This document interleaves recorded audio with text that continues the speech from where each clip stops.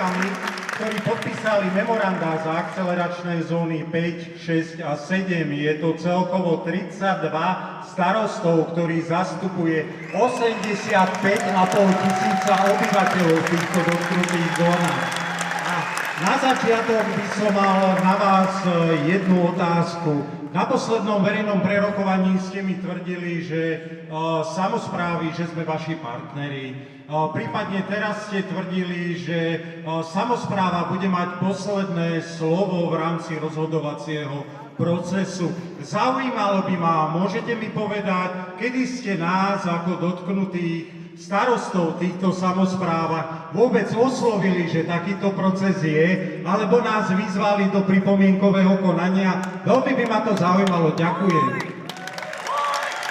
Ďakujem veľmi pekne. Máte ešte ďalšiu otázku? Áno, nech sa páči.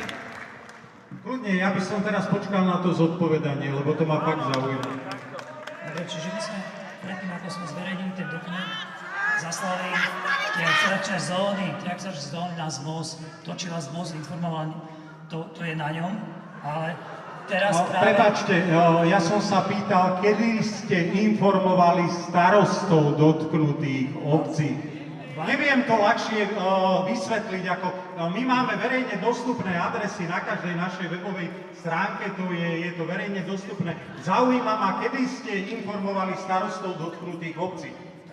My sme zverejnili tento dokument na našej internetovej stránke, takisto aj na stránke... Ja vám to zodpoviem, neinformovali ste nás nikdy. Ale veď to, že zverejníme dokument, je predsa všeobecne dostupná informácia.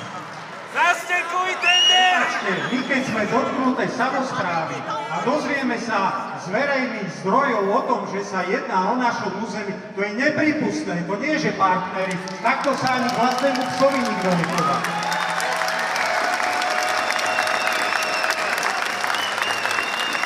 Tvrdíte, že chcete transparentný proces a neinformujete dotknuté samosprávy. Nie len informovať, vy sa nami ani nič nerokujete, vy nás prídete, postavíte pred hotovú vec a vás náš názor vôbec nezaujíma. Rád by som vám predložil memorandum, ktoré sme prijali k akceleračným zónam 5 až 7, boli to 3 memorandá. Starostovia obcí okresu Nové Zámky odmietajú predložené veterné elektrárne v zónach AZ5, AZ6 a AZ7. Spoločné memorandum zastali ministerstvám. Starostovia dotknutých obcí prostredníctvom občianskej iniciatívy za zdravý okres Nové Zámky, ktorú sme my ako starostovia založili kvôli tomuto